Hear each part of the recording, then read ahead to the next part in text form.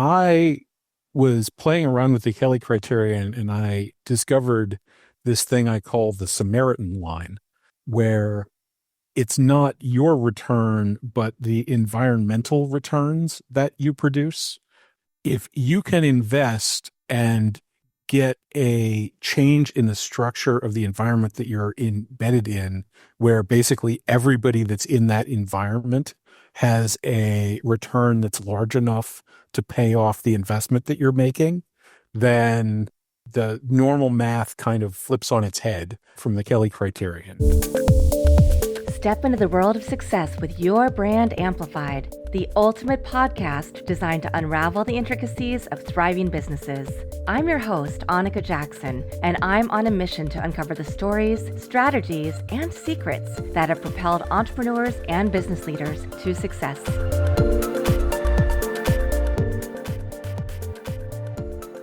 Noah Healy is one of those people who I sense that everything you've done up to this point has led you to exactly where you are and what your mission is with your work. Noah, I've had the chance to speak to you a few times. I'm really excited to have you on Your Brand Amplified, so thank you for being here. Yeah, thanks for having me here. Of course. Your company right now is called Coordisc. I'd love to hear, in your words, a little bit about what you're doing, what you're trying to achieve, and how that is helping greater humanity with essentially, everything that you're creating and being efficient, effective, opening up marketplaces, and creating a better worldview. Well, hopefully it's doing those things or will. So yeah, Coordisc, an IP company, I've invented a new mechanism that allows for markets to operate significantly better than they have been. And so that's the basic structure. The reason this should be so transformative for all of us is that we've been using a market technology that was developed pretty much along with the birth of the Renaissance. And as it happens, the thing that used to keep it in check stopped existing around half a century ago. The marketplace as it used to exist was a forum in which human beings could come together and come to collective decisions that would be, on average, and this was generally fairly typically stable, better than any of those individual humans were capable of making. But that relied on all the people involved being human and having roughly the same physiological capabilities when it came to things like speed of decision, information processing. Obviously, some people are smarter than other people, but the difference is not as large as the difference between people who have access to hundreds of millions of dollars of computer hardware and people who are calling up a broker on a phone. And what we've been doing over the last half century is integrating machines into this system in various ways to make the process more efficient, to make it faster. And what it's done is simply made the system less and less and less stable and more and more and more expensive. And you can see this quite easily. The fraction of the human economy that is being consumed by the financial system is growing and growing and growing. And, if the fraction of your body's energy that was being consumed by your nervous system was growing, we would identify you as having brain cancer and we do something about it. Like, this is a progressive problem that is already quite severe and is getting worse because it's being driven by the technological progress that underlies so much of what we actually do with our economy. Mm-hmm. I believe this might have been a conversation with you or you and other people that I've had recently about how everything pretty much in the financial markets is being run by technology. There's very little human input at this point. And that could be a positive. It could be a negative, as you're stating, because it means that we don't see where there's error coming into the algorithms that are helping us make these decisions. Yeah, absolutely. And we're seeing this, AI algorithms are going mainstream now, and people are doing things like feeding the responses of the AIs back into the AIs and discovering that you get gibberish very, very rapidly. But what's not generally very well appreciated is that we've been plugging those kind of AI algorithms into our marketplaces since the turn of the millennium. Companies like BlackRock were actually founded on the development of AI algorithms like ChatGPT, but for the markets. Their system is called Aladdin. You can look it up. And they've become the world's largest asset manager by effectively getting the entire planet to dance to the tune of a pile of silicon that isn't attached to our economic reality in any way that anybody can describe. And you might have noticed that our economic reality is becoming less and less attached to many people's day-to-day lives. That's a probably pretty good reason for that. Yeah. Yeah. Let's take a step back because there's so much we're going to talk about with what you do now. But you were a nuclear engineering major. You worked as a programmer, a software developer in the video game space, and then also with slot machines. And you've created some technologies that helped you, or I don't know if it's helped, but helped you, get out of your job because you created something that could replace yourself. So I'd love to hear a little bit more about your background and how you transitioned from one to the other, and then what brought you to realize this is a space that really needs help, needs somebody to come in with some common sense and the technological ability and figure out how to reframe and restructure so that there is some equity in the marketplace and we can really open our eyes and see what's going on. Okay, sure. Well, I'm afraid my story is much more accidental than you just made it sound. So I wound up going to UVA in engineering. I figured I'd have to write less there. That turned out to be false. And pretty much smorgasbord, just sort of wandered around, took classes that looked interesting. I'm pretty good at math, which means that I can pretty much pass engineering classes if I'm in them. And I wound up sort of following an interesting teacher into nuclear engineering. One of the better teachers that I encountered was a guy named Mr. Kelly. He was the undergraduate dean. And in spite of, I think, mostly irritating him, he was a pretty good mentor figure for me in college. And he put me on a path that got my senior thesis written and allowed me to actually graduate. However, once I had graduated and done a 1-year graduate fellowship, I still needed some form of income so that I could eat food and obtain shelter. And so I got a job working for a .com that had just recently gotten a bunch of funding in the social gaming space, except there wasn't a social gaming space yet because they'd invented it and they didn't even know that that's what they'd done. Wow. And so the CTO at that company was a member of the university's games club, which I was the president of. It's more of a figurehead position, really. The UVA Games Club has a very large contingent of local graybeards that come in and game. But yeah, so he'd been losing Settlers of Catan games to me for years and was like, "You're smart. You can probably do this." So yeah, one of the things I say, programming's so easy, even humans can do it. And so it's a nice low bar to entry field. I got there and some of my education turned out to be useful. Turns out that the math and statistics of nuclear radiation and web pages are identical.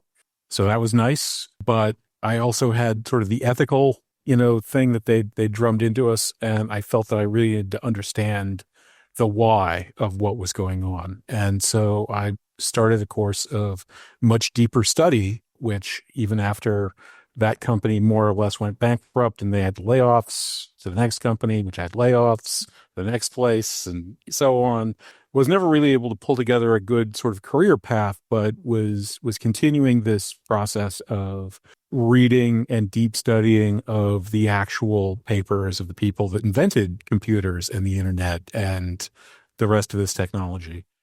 So yeah, that gets me to the slot machine company where I walked in and said, I'm an expert in automating systems, building things that can, self-compile and self-assemble.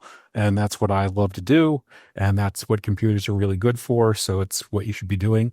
And they said, yep, we desperately need that here. And there definitely could have been a lot more support, but they were growing unbelievably quickly. I was probably somewhere around the 90th hire of that company. When I left 6-ish years later, I think that they were up around 550 people. So it was really wild there, and they let, unfortunately, more than just what we were working on slip. But about 5 years into that project, I had finished, and we had a system that automatically did the thing that I was hired to do by hand and did so in a way that interacted with the company at far more levels than had previously been available. And that company had no career prospects. That was one of the defects, unfortunately, that they'd let go by the board. It was not possible to have a growth career there for anybody. And so I had some money in the bank and I left and made a sabbatical for myself and decided to do a little bit of traveling. I have family at that point. They were scattered around the world. And I also wanted to kind of do some research. I'd done all this studying. I wanted to see if I could dig deeper and actually think up things. I also had some ideas that were sort of foolish in light of my dyslexia about writing some instructional books to kind of pull this together in simplified ways. But at any rate, I was working on this interesting to me problem of networked communication and consensus on a network. And I found this new approach, and conversation with a friend gave me a new intuition and walked me down the line of building a marketplace out of it, not really with the intention of replacing the marketplaces that existed, but more as, again, I was still in this kind of personal challenge. Can I solve any interesting math problems? But also, since the markets have such a good reputation, if this system could be graded against them. So if you've got something that's a 100 and then you can build something else that on that scale is half as good, then you've got a 50. Or if it's 90% as good, you've got a 90. So you've got some kind of scale to grade it against. After several months and finally writing the code, I was shocked to discover that rather than a 100 out of 100, I had scored a probably closer to 30 million out of 100. And that's when sort of purpose entered my life, because once you've seen, you can't unsee. And once you've got an opportunity that has these kinds of consequences, both with now understanding why the markets are becoming so volatile, so unpredictable, and so expensive, and actually also seeing at least one path that could solve the problem, it becomes really the only option that's available once you know what I know. Yeah. I want to go back to the fact that you said that I made your path sound a lot more connected, but I think this is the connection point. You were maybe meandering. You knew that you had passions or interest in different areas. You pursued them, perhaps sometimes with more levity than other times, right? And it all led you to this point where you made this discovery and you said, oh, this is something I'm really passionate about. Yeah, that would be a fair assessment. Like I said, I've always seen randomness as having a very large role in my life. And that's pretty much how I've always consciously chose to let it happen, is to take the opportunities to gain new ideas and new knowledge as they come, rather than to sort of impose my will on what I should learn, because the universe is very big and you are very small. So if you go looking for what you're interested in, to me, it seems very likely that you'll make a mistake. Whereas if you just kind of hang out with your eyes open, interesting stuff's happening all the time. And whatever happens to be in front of you is probably more interesting than the thing you are going to go look at. And so that was to some extent vindicated, because the rock I happened to kick over had a potentially new economy under it. Yeah. So let's dig into that. Explain a little bit more in layman's terms, perhaps, what you're doing at Coordisc and where you see yourself going. Well, so the markets are very complicated because there's a lot of people and a lot of money and huge amounts of technology, and it's all going faster than you can imagine and all the rest of that. But at the end of the day, the purpose is very simple. The goal of the market and the reason it's worth having it is that it provides price information. So just like when you go to the grocery store, you don't just like see the stuff and you're like, oh, cool, potato chips. You also see a little number next to the potato chips that tells you how much it's going to cost you to take these things home.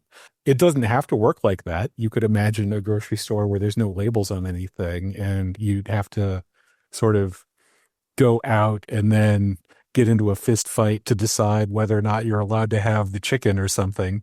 But prices are really useful because they let you just sort of plan your economic transactions.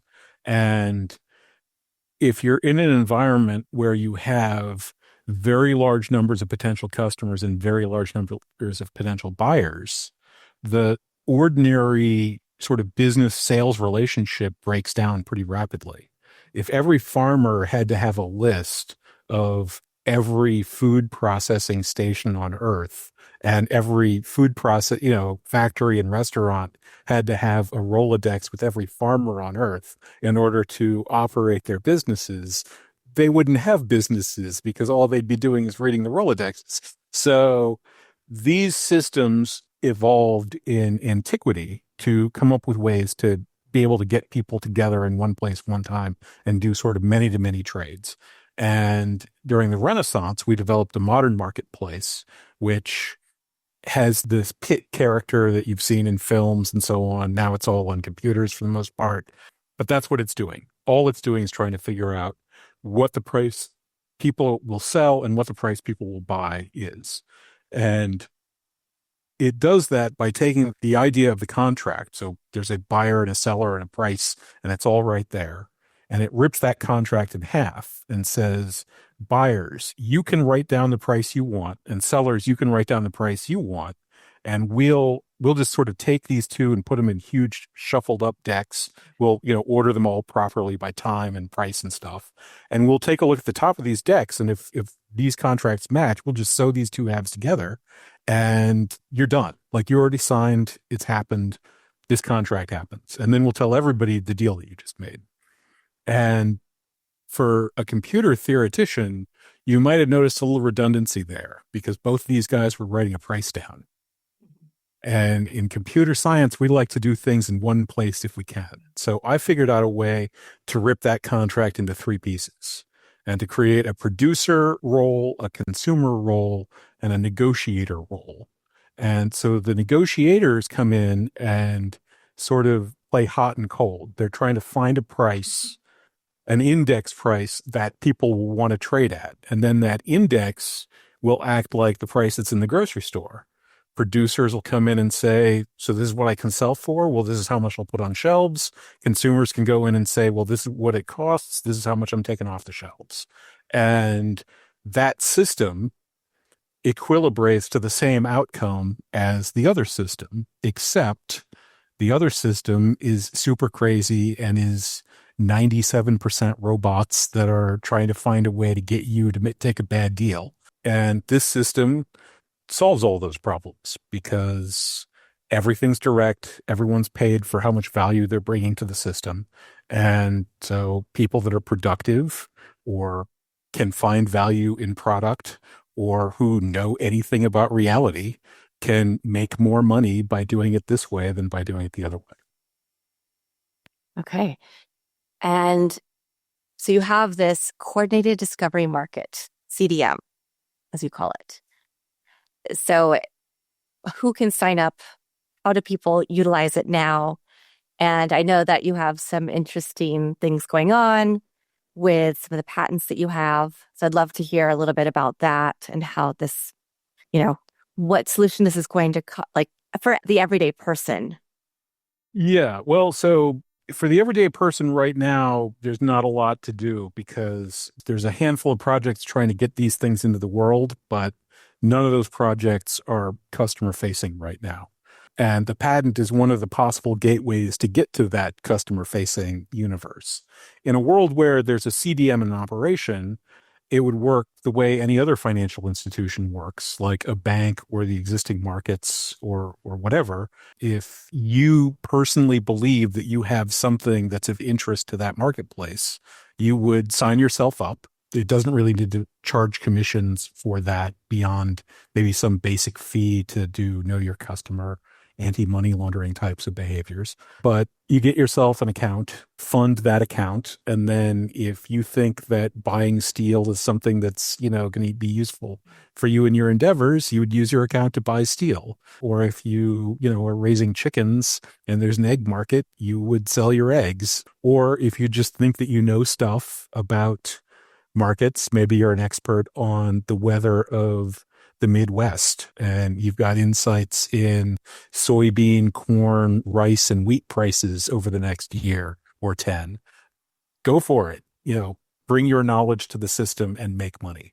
And so you would just pick if you think that you can go through, these two doors in this market and that door in the other one, that's all fine. If you take a look at this stuff and you're like, this isn't what I do for a living, I'm doing something else, then just don't. Like it's everybody right now isn't involved in the commodity markets. This doesn't change that. That said, getting an institution in place that can actually make that offer, that's where one of the potential paths is getting a patent and then probably selling or potentially licensing that patent to companies like the CME Group or the New York Stock Exchange or this new exchange that just started in Texas or some other type of institution that has tens of millions of dollars of compliance regulation that they've gone through that allows them to do things like taking people's money and holding on to it for a little while without stealing it and checking to see whether or not they're a money launderer and so on. And that those regulatory barriers are high and expensive for very good reasons. And so that's the challenge right now is sort of finding who it is I can work with to be able to get into the playpen. Yeah. And where is your patent right now? When did you start working on it? What does that process look like? So I filed an initial patent filing in June of 2015, just so I could talk about it and search for an attorney. I managed to get an attorney and we filed the full patent application in June of 2016 with just a few days to spare. When you file the initial patent thing, you only get a 1-year window before you have to sort of do it for real. And so, I think we had less than a week before that was going to expire. That patent application has gone completely through the Alice in Wonderland treatment at this point. So in 2020, I got a notice of acceptance, and then my lawyers got a voicemail from my examiner's boss that it looked like they weren't going to give me the patent. Now, there's a manual of patent procedures. It's called MPEP.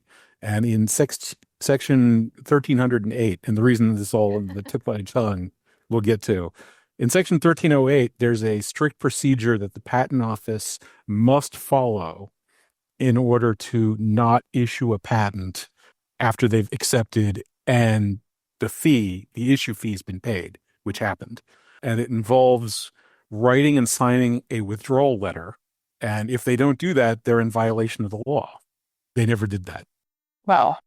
Instead, when we reached out to contact them to ask what was going on, they said, we haven't figured out why we're not doing this yet, but we're going to get back to you. Trust us. And so in April of 2021, they put together a declaration that it's technical, but if you boil the technicalities down, and boiling math down is what I'm good at, was a claim that 1 equaled 2. So it took me a while to explain to my attorneys that was what was going on. We put together a rebuttal in July, which they just ignored. And so we did a follow-up rebuttal in January of 2022, where I made it extremely explicit. I got the references from the National Institute of Standards and Technologies that this is what's really going on here. And we said, put up or shut up. There's a mathematical proof that you are wrong. And if you want to assert that you're not wrong, provide some actual evidence, because that's not possible. And so in February of 2022, they issued an acceptance for the patent. We filed immediately the fee, and they followed procedure this time. In March, they issued a notice of withdrawal and made a completely different but equally false claim that our patent was violating something else that was drafted in a way that was overly broad. Something to bear in mind is that back in like 2019, 2020, we'd actually gone through a multi-year process, including telephone conversations with the patent office, where they essentially dictated the sections that they're now objecting to not mean what they now claim that they mean. So I don't want what they're claiming I'm trying to claim. And we talked to them, and they said that if we wrote what's there, like it's their language, it wouldn't mean that. And now they're saying, yeah, but you could interpret it to mean that. It's like, well, yeah, but you said that wasn't what we were going to do. And there's history on the record that that's what happened. So in private communication with my attorneys, they explained that they were basically under the gun, that they were under orders from people they're not allowed to talk about. There's departments within the patent office that they're not allowed to talk about, and that they didn't agree with this, but there was nothing they could do. And so we filed an appeal to the patent board that detailed issues like, hey, you guys have been in violation of the law since 2020, and also claiming that 1 = 2 isn't really cool. Plus, you already, this is written the way it's written because you said to write it that way, so it wouldn't mean this. The board scheduled a hearing in 2023 for 2025, and then decided to actually have the hearing in 2024. And they decided to more or less completely ignore the entire record of the patent prosecution and dismiss all of the things brought up in our appeal without any evidence or examination, just at their discretion. So I have filed an appeal and served the patent office to inform them of this fact in the Federal Appellate Court of the Federal Circuit. I'm just putting the finishing touches on getting the submission done today, in fact, to do that process. And I'm introducing some facts about reality that have never been introduced in the history of the U.S. patent system. There's certain facts about mathematics that were discovered in the 30s through the 50s before the patent system's current authorizing legislation was actually passed that say things about the relationship between mathematical proofs and reality that are not generally well known. In fact, what they claim is that there's no such thing as not a mathematical proof. It is quite literally impossible to even imagine the existence of not a mathematical proof. And that's actually not just a property of the universe we occupy. It's a property of any universe that's interesting enough for arithmetic to be possible. So if 1 + 1 = 2, then there's no such thing as anything that isn't a mathematical proof. It's a very convoluted connection to get from one to the other, but Wow. but it's all quite solid, and I didn't invent any of this stuff. And it has far-reaching potential implications for the patent system in general. It makes what is currently an extremely murky and subjective system an objective one in the first place, which would be subject to physical, empirical, and logical mathematical arguments, which I have laid out extensively for the judges. And we'll see what they say, I suppose. After I file, there's about a week, I think, and then there's a month where the patent office will be able to form a rebuttal if they're brave enough to do something that dumb. And then I will have 2 weeks to rebut their rebuttal, if indeed that's necessary. And then the court will issue a decision whenever that schedule happens. There's a lot to unpack there. The first thing is you started this process in 2015. To me, I understand that the patent process could be quite lengthy, but to me, this speaks to it was approved twice. And then that was one of the questions I was going to ask, which you did talk about a little bit. There are other powers that be who are saying, nope, this cannot be approved. All of that to me means this is something that they see as a major disruptor. And that will be an equalizer in a world where we know systems and processes are not set up. Even the Constitution of the United States, people say, oh, it's for all people. But if you look at who the time, right, when it was signed and what they're things that they could punt down the road and not deal with. Oh, yeah. Yeah. Well, I'm talking to you from Charlottesville, Virginia. Yeah. Yeah. This is the hometown of Thomas Jefferson. Yeah. So not only do we have the slavery thing on the one hand, but we also, Jefferson was an implacable foe of Alexander Hamilton.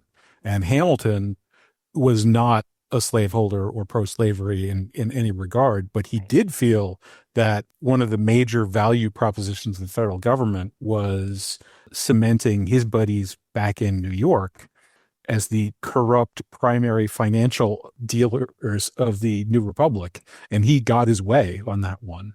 Yeah. At the time of the signing of the Declaration or the Constitution, Philadelphia was a more natural match. It was closer to the center of the country. They had potentially more liquid marketplace, but Hamilton was allowed to use his position as the treasurer, the first treasurer under Washington, to basically offer insider deals on war debt, the state's war debt, to his banker buddies in Wall Street to make them all the richest people in America. And that's why the New York Stock Exchange and not the Philadelphia Stock Exchange, essentially. Yeah. Yeah. So, yeah, there's a lot more here we could get into. But you've created something which really is trying to be a great equalizer. And that's not where we are. That's not why things are put into place. Although, as citizens, we would hope that is. If they would like to very clearly enunciate that specific fact, well, that's fine. That's not going to happen. So I haven't given them very many other options at this point. Yeah. But this is something that could potentially go to the Supreme Court.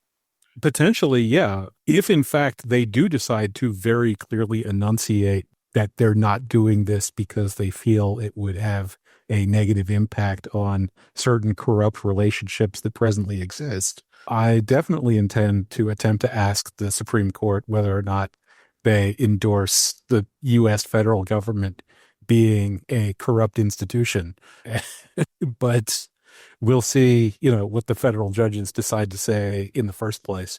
I am quite explicit in the document about not only what options are logically available to the court, but also what options are logically available to the patent office attorneys. And there are not very many of them, because one of the things that's already been attached to the case is over 700 pages of some mathematical papers that are the things that I'm referencing, but also the entire communication between my law office and the patent office during the many years of the prosecution of this patent.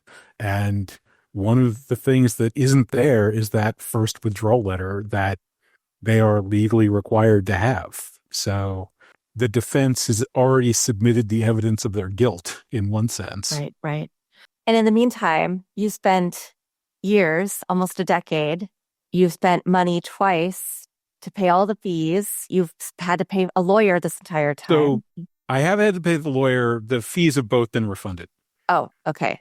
So they were refunded, but you did have to make those initial payments. Yes, yes. And you've dedicated so much of your life to this. What else do you have time for? How else are you able to your point earlier, have a roof, be able to eat, do everything else that you are doing just to be able to continue pouring energy and time into something that you're holding your hat on and that can change the world? Well, I've had a day job and picked up a couple of little bits and pieces of consulting here and there, but not recently. I am rather desperately looking for another day job, and I might be actually teaching local school kids computer science as one interesting possibility that's just come up in the last few weeks. So that's been tough. My basic lifestyle has always been pretty much a loner, though. So it's fairly cheap for me to live. I've read the books that you see behind me here, and there are other libraries as well. So in sort of the keeping myself sane, I've actually made more friends in the journey and prosecution of this than I made during my entire school life, for example. So this is actually getting me out there and talking to people because I have something interesting to say versus just kind of being off in my own little world. And so that plus I am still studying.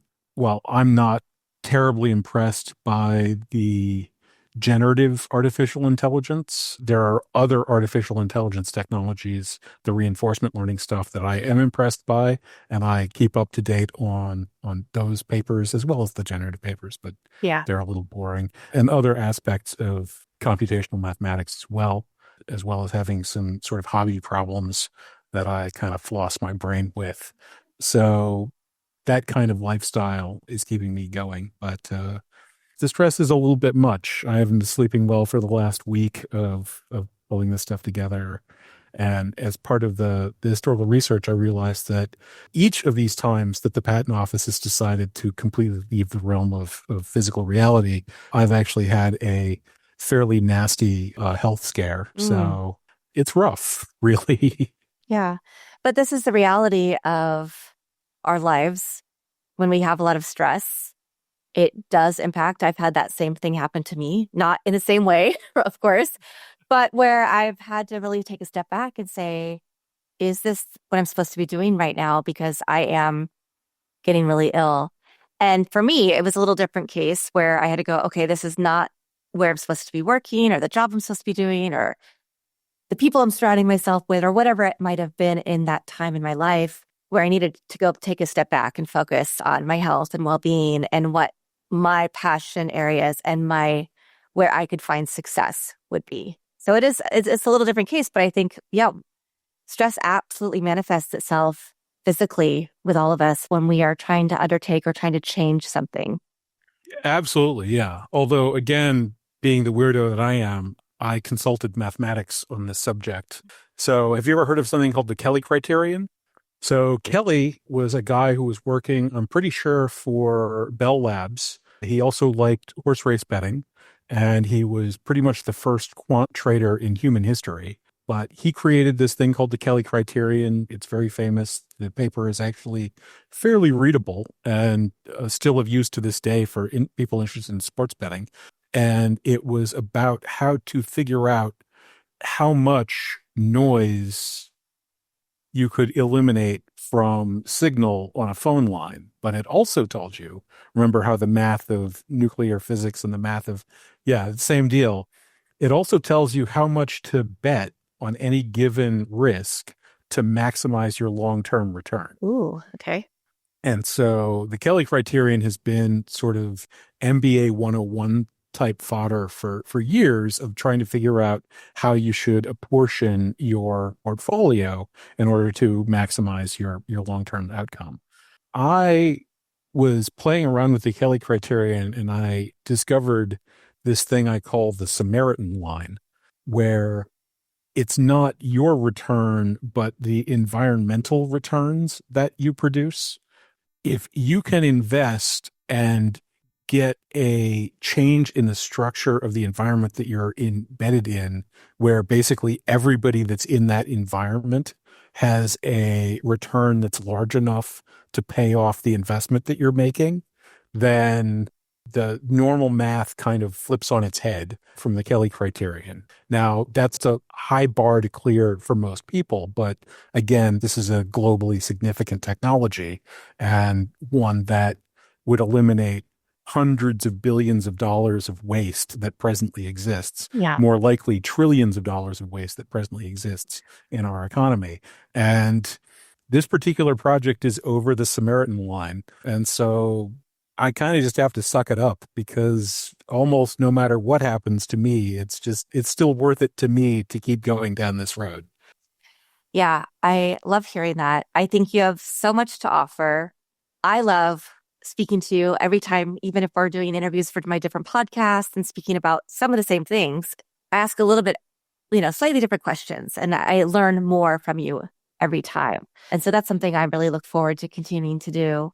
But right now, I'd love to see how we can support you, how the audience and how I can personally support the work that you're doing and learn more if people want to get involved. Yeah, well, like you mentioned, there actually is a petition up on change.org. It's a little out of date because of how fast things were moving. I was expecting the patent board to actually make their decision next July instead of last July. But that petition is still live, and people who'd be interested in sort of putting forth support can put their names down or spread it around on social media, or spread this around on, clip something like this and try to get it to go viral, because this really is something that is going to impact everybody's day-to-day lives. And it's an important question now being put to federal court of, like, should the patent system be a pack of rogue incompetents misapplying the law in order to suppress new technologies, or should we actually be able to invent new ways to do things, which was kind of the constitutional point of the patent office in the first place. And so it's something that, anybody can put a name down or, send me an attaboy, something like that. It would be fantastic. Amazing. Well, I really appreciate you coming on, sharing your journey, your story. I have a lot more questions, but we'll have to save that.